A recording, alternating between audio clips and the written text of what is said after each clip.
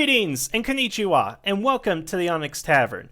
I'm your host, Rick the Barkeep, bringing you podcast number 94 here at the Tavern, presented by Hirotaku.com. Now, for any of you guys out there who follow or subscribe to ScrewAttack.com, you know that they have an ongoing video series called Death Battle. And that's a series in which they take their best scientific analysis to look at characters and robots and vehicles from different shows and video games and movies to see who would win in an all-out one-on-one brawl between each other.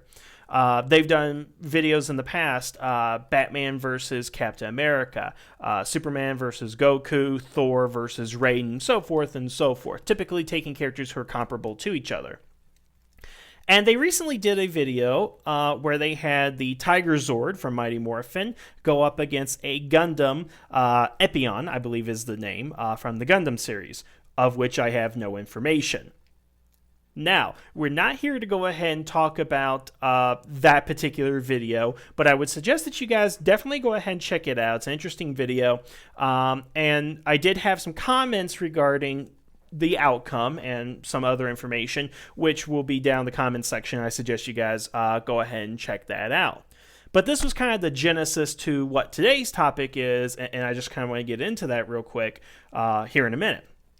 But basically, what led me to think about this is that, first of all, when they did the death battle, they talked about how Tommy in this battle would not be alone because he can call on the Thunderzord assault team to form the Mega Tigerzord. And the thing is, when the two hosts, whose name escaped me at the moment, were talking about that, they didn't necessarily take into account the armor, skills, and weapons of each of the Thunderzords when comparing the Mega Tigerzord to Epion at that particular point. Again, more information is in the comments section of that particular video.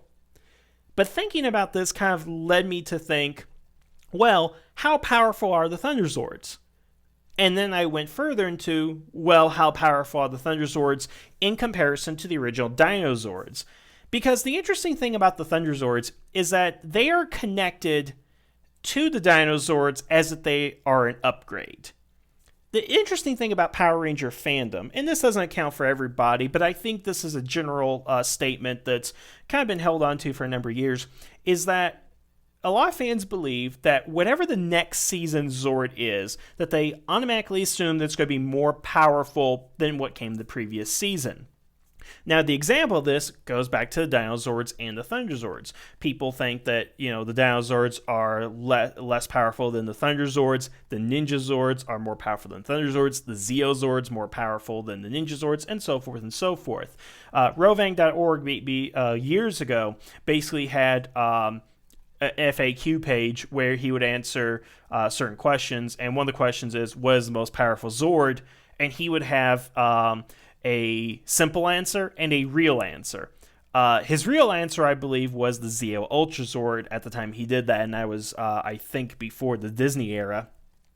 But then he would have his real answer, that's his real answer, but then he would have a simple answer, which would be the current one, which went along with that thinking of, the most current is more powerful than what we had in the past, because we think of technology as progressing, getting better, and so forth. But when I critically thought about the Dinozords in relation to the Thunderzords, I don't necessarily understand how the Thunderzords are more powerful than the Dinozords. And let's also keep in mind, they're actually from two different Sentais altogether. Dinozords being from Zyuranger footage, and the Thunderzords being from the Dai Ranger footage, which you can compare and contrast them, but one is not a progression of the other, which is what Power Rangers did. Is basically Power Rangers is saying we are progressing, upgrading, moving on from the Dinozords to something better, which is the Thunderzords. So while you can compare in Super Sentai, which is a more powerful set, it's a really interesting argument that we're going to cover today in relation with Dinozords and Thunderzords, because Zordon says in the Mutiny Part 2 that because they have anticipated Lord Zed's arrival, that they will now activate Phase 2, in which, and I'm going to paraphrase here, the Rangers would need stronger new Zords equipped with the power of thunder. Now, he says in that they are stronger, and they're new, and that they have the power of thunder, something the Dinozords don't have. Now, what he means by the power of thunder, that's a good question. Billy asks that in the episode. He never gets an answer, neither do we. But let's also point out here that Zordon institutes Phase 2 because Lord Zed arrives. But what happens at the end of Part 1, leading to Part 2, is that Piranha's Head has frozen the 4 Dinozords and has taken control of both the Tyrannosaurus and the Dragonzord. And what I always found odd about this is that the Dinozords themselves are not actually defeated in battle by Piranha's Head. They're just incapacitated. And yet Zordon, without seeing the actual Dinozords battle against Piranha's Head, decides at that moment to upgrade to the Thunderzords. They don't necessarily think about unfreezing the 4 Dinozords and regain control of the Tyrannosaurus and Dragonzord. I mean, that's on their mind. They basically have to regain control of the Tyrannosaurus and the Dragonzord before proceeding, but they never think, well, let's gain control and unthaw the other 4, and then let's have a battle with the Megazords, see how we do, and then if that fails, then we can go ahead and have the Thunderzords. That doesn't necessarily occur to them. It's basically Lord Zed's here, we need the Thunderzords, they're going to go ahead and be better. Which does make you wonder why he just didn't give them the Thunderzords in the first place and why they always had the Dinozords, but it's getting a little too deep and a little too off topic. And I think I've kind of made my point on that, but let's do this. We're going to objectively look at all 5 of the Thunderzords. We're not going to count Tigerzord and Tor into this because they came later, and essentially the first 5 Thunderzords are upgrades of the Dinozords, because that is the indication, that's the implication. The implication is that they upgraded the 5 Dinozords to become the Thunderzords. And of course, Tommy didn't have enough power, to which the Dragonzord could not be upgraded to the Tigerzord or anything like that. And of course, real world answer, there was no footage for mixing the Sentais. Anyway, so I'm going to go ahead and talk about the 5 Dinozords, Thunderzords, compare them, and really see, are the Thunderzords actually far more powerful based on their weapons, armor, and things like that. And let's go ahead and start with Kimberly's Zords. Now, her Pterodactyl Dinozord, pretty much all it did was it could fly and it could go ahead and shoot lasers. Now, if you're watching Disney's Victory Through Air Power, that would make it the most powerful Zord, but frankly, like all the Dinozords, it wasn't used much. It could just go ahead and shoot lasers. When it's upgraded to the Firebird, it can summon a tornado, which can attack its enemies. So, in the regards of Kimberly's Zords, I mean, really, which is it really an upgrade? Because it even seemed to me that the Firebird Thunderzord was a little bit slower, because you always see the Pterodactyl just like jetting across the sky, but the Firebird is just like flapping its wings, going a little bit slower, and so forth. So I would say, just based on what we're seeing, and we can't really gauge the speeds there. I'm sure there's technical data out there somewhere. I do believe that the Pterodactyl is probably the faster one. But when you do think of weapons, is a tornado of electricity or whatever more powerful than just shooting lightning bolts or lasers directly onto your enemy? This is the one case where I think both of them are pretty comparable to each other. I don't necessarily know why the Pterodactyl would have to be upgraded in this particular case if it is essentially, well, it's a flying bird. That's really what the Firebird Thunderzord is. There is no significant difference between the two. So on the Firebird and the Pterodactyl, I think they're pretty much equal to each other in that regard. Now we look at the Triceratops Unicorn. The Triceratops, which was always fun because it had not only the tail laser, but its horns could project out, and you have chains and pull the enemy down. That was just really cool to go ahead and see. By contrast, the Unicorn Thunderzord can lift up rocks and throw them at his opponent. So when I kind of look at this, I'm not seeing that the Unicorn Thunderzord really has any offensive capabilities or defensive capabilities with it as well. We know that the Triceratops can shoot its horns It can go ahead and shoot its tail laser, and I would bet it's probably good at ramming things since it's, well, a Triceratops. But the Unicorn Thunderzord, if you put the Unicorn Thunderzord into a situation in which there are no rocks around it, such as a cityscape or desert environment or even Arctic environment, what is it going to go ahead and do? Now, the Pegasus Zord, which is what it is in Die Ranger, that basically manipulates gravity. That's what allows it to pick up the rocks. So the Pegasus in Die Ranger can do a lot more because it can manipulate the gravity around it. So if you are in that Arctic landscape, you could pick up chunks of ice and throw it at, or cause the gravity to create a snowstorm or something along those lines. But it's never stated that the Unicorn Thunderzord has any type of gravity ability. It's even interesting because it actually has the horn on there, but we never see a laser even shoot out of it. So the usefulness of the Unicorn in an environment that does not have stones, and again, assuming it does not have gravity abilities, which it's never stated to have, I would say that the Triceratops is the superior Zord in that particular discussion, because it has more offensive capabilities. They probably have the same maneuverability, but again, if you don't have stones to throw at the monster, you really don't have anything else going for you. So I guess in that case, point goes to the Triceratops Dinozord. The next one we're looking at is the Griffin Thunderzord and the Saber-Toothed Tiger Dinozord. Now, looking at the Saber-Toothed Tiger, just like the Triceratops, it has a tail laser, which it can fire. But the Saber-Toothed Tiger will also jump up and attack its opponents. I believe it did that with the Minotaur monster. So this is like a house cat basically jumping on you is what that is. But when we look at its Griffin Zord upgrade, which is totally not a Griffin, it's a Kirin. Okay, let's get that out of the way. It can shoot fireballs. I'm still not sure if shooting fireballs is just going to go ahead and be enough, because as we did with the Unicorn Triceratops, 2 attacks trumps out 1 attack. So I think simply looking at these two, not to mention the maneuverability of the Saber-Toothed Tiger Dinozord, I think the Saber-Toothed Tiger would win in this particular one because it does more. And I think that's what I'm kind of getting at in a lot of these, is that they do more than their Thunderzord counterparts. Or in the case of the Firebird Pterodactyl, they are pretty much equal.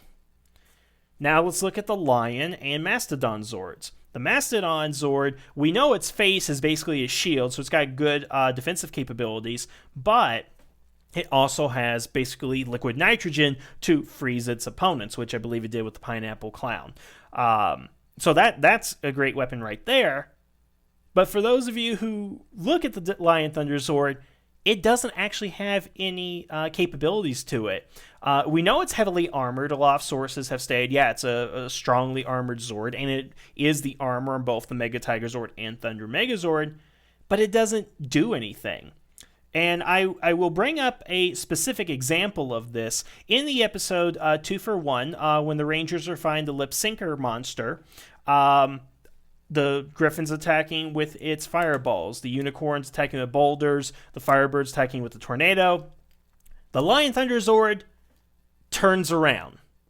Yes, it goes up, turns around, and somehow that knocks the Lip Sinker off its feet.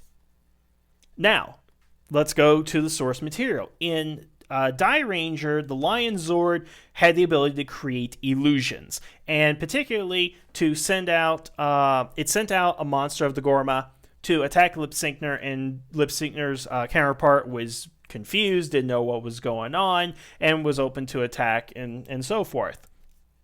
Now, this was obviously not adopted into Power Rangers Season 2, simply because the Gorma monster had no American counterpart, plus it was an Asian dude. And frankly, I think if Zach was to summon up an Asian dude in leather and metal, that would raise far more questions than, well, why is the Zord just turning around? Something we don't particularly want to go into. But I do offer to you that I don't understand. I guess they knew that they couldn't put that footage in there. So they had one of two choices. One was to leave that out of it and just show the Zord turning around, which is what they did, or they could have shot new footage in which the illusion was there, but he had an illusion of something else, like maybe Goldar, or they could have reused footage from something else, or maybe the illusion of the Dino Megazord attacking. I don't know, something along those lines. But they took out the most interesting thing about the Lion Zord from Die Ranger and gave the Lion Thunderzord nothing in return. So I think, simply speaking there, the Mastodon Dinozord is far superior to the Lion. Maybe they're comparable in armor abilities, but I don't see that the Lion has a lot of offensive capabilities that makes it greater than the Mastodon. Now we come to the big show, and that is the Tyrannosaurus Dinozord versus the Red Dragon Thunderzord. Now, what's interesting about these two is they are able to battle on their own and have both been known to destroy monsters on their own. The Tyrannosaurus Dinozord, of course, has its tail whip, it can bite things, it has eye lasers, and it has the ability to basically disintegrate a monster by breathing into the ground and creating what looks like charges from the ground. The Red Dragon Thunderzord, of course, has this similar abilities. He has the ability to breathe fire, it can fly, can destroy a monster on its own, and of course it can destroy a monster on its own once it turns to warrior mode. So when looking at the Red Dragon Thunderzord and T-Rex, we both know they can destroy monsters on their own, but I'm going to go ahead and give, I guess, the point there to the Red Dragon Thunderzord because it has flight ability. And again, Disney's Victory Through Air Power says that air power is what helps win modern wars in the 20th century. So I think the ability they can fly makes it better in that regard than the Tyrannosaurus Dinozord. So now we've looked at this, basically what we're seeing right here is it's 1, 3, and 1, if you want to take a look at that. 1 for the Thunderzord, 3 for the Dinozords, and basically a tie when we talk about the Firebird. That being said, it definitely seems like the Dinozords are far more tactically sound, let's put it that way, than the Thunderzords. They can do more. They have more abilities to them. Now, does that make them more powerful?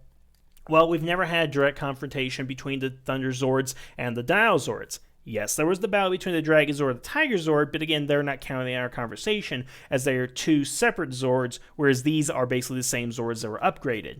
And that's where I lead into the confusion here, because, alright, say the Mastodon Dinozord was disassembled and rebuilt into the Lion Thunderzord. Well, why did you take its liquid nitrogen abilities away? Why did you take its ability to freeze people away? If you rebuilt the saber-toothed tiger into the Griffin, why did you take its speed and maneuverability away and its ability to leap up and attack somebody in the face? I mean, I don't particularly get that. I mean, the only Zord that actually seems like a true upgrade is the Tyrannosaurus to the Red Dragon for all of the reasons I mentioned. So I don't necessarily understand why we think the Thunderzords are far more powerful. And again, this is objectively speaking. I mean, unless their power source, the power of thunder, whatever that is superior to whatever the Dinozords were running off of, which technically I think both sets of Zords are running off the Dino coins. Again, it's never explicitly said with the Thunderzords. Why do we think the Thunderzords are more powerful? Is it because that Zoran says it is? Or is it because there's an implication that Lord Zedd's monsters are more powerful than Rita's? Again, we get the dialogue that Zedd's monsters are more powerful than Rita's, but we don't have anything to quantify. We don't have anything to really back it up as evidence. We just know that the 4 Dinozords were frozen, 2 of the Dinozords were taking over control, and once we got control back, we decided to go ahead and upgrade them without actually battling against Piranha's Head to see if they would be successful. And there have been a number of cases in the past in which the Rangers have battled Rita's monsters. The Dinozords did fail, and yet Zordon never thought to upgrade into the Thunderzords. So I wonder why he had this idea in his mind that Phase 2 would be for when Zedd arrives, and he assumed the Thunderzords would beat him. But what if something else had happened? I mean, again, we know that the Ninja Zords are supposedly said by Lord Zedd in Ninja Encounter to be more powerful than the Thunderzords, and of course, by that logic, more powerful than Dinozords. Okay, let's say that is all true, but what if it was Master Vile and Rita Revolto who came to visit Rita before Lord Zedd did in the Mutiny Part 1? Then do you think Phase 2 is powerful enough to defeat Master Vile? Or did you have an alternate plan, a Phase 3? And is Master Vile more powerful than Lord Zed? Because, again, we have Zed and Rita who combine their powers in Season 3, in which they get Ninja Zords, and the Ninja Zords are said to be more powerful than the Thunderzords. I mean, we have all these different variables going on that I don't think we can necessarily say that these Zords are far more powerful than the others. I mean, what if, and this is, again, just hypothetical right here, what if Korag and them were able to break out of the underworld, 20 years before they should? Could the Dinozords have defeated, the monsters of, the Master and all that? Would they have needed the Thunderzords, or would this have fallen to the Mystic Force Rangers, which, again, I do believe the Mystic Force Rangers are the most powerful Rangers and Power Rangers and also Sentai, simply because of their magic abilities, but that's a debate for another time, of course. What I'm going to go ahead and kind of end this out, because I think I've made my point here, but the idea is that we are told the Thunderzords are more powerful than the Thunderzords by Zordon, who is this voice of authority. And for that, we believe it. But when you objectively look at the Thunderzords versus the Dinozords based on their abilities and what we know from just watching them in action, it just seems to me that the Dinozords are the better Zords because of things like maneuverability, offensive capabilities, and even things that they can do within their environment, basically, and specifically, like I said, the unicorn, if you have no stones around, it's not going to be helpful, but the Triceratops basically can work in any environment, although since it's on wheels, that might cause a problem. Nevertheless, I do think the Dinozords are far more powerful in those regards than the Thunderzords. So, I don't know, what do you guys think about it? Do you think that the Dinozords are more powerful than Thunderzords, or vice versa? And again, if the Thunderzords are more powerful, is it because they win against Zed's monsters? Is it because Zordon said so? Is it because this, quote, power of thunder is what's enabling them to be more powerful? Now, don't get me wrong. I love the Thunderzords. I think they look awesome. I think they're cool. I love the designs. And as I said, way back in my top favorite 5 Megazords, the Thunder Megazord was one of my favorite Zords at the time. So again, I like them, but I just don't buy the fact that they are an upgrade from the Dinozords and that they are more powerful to fight Zed's monsters. And I have a theory about the Thunderzords and Zordon and Gosei and all that, and I'll probably get into that a little bit later right here, but I think I'll go ahead and leave it off where we had today. So again, what do you guys think? Leave in the comments. Which do you think is more powerful, the Dinozords or the Thunderzords? And definitely leave your reasons why, because I think that's the big problem, is nobody can really back up evidence anymore. So I want to hear your all's evidence. So I want to thank you guys for listening tonight. You all have a good evening, and the tavern is now closed.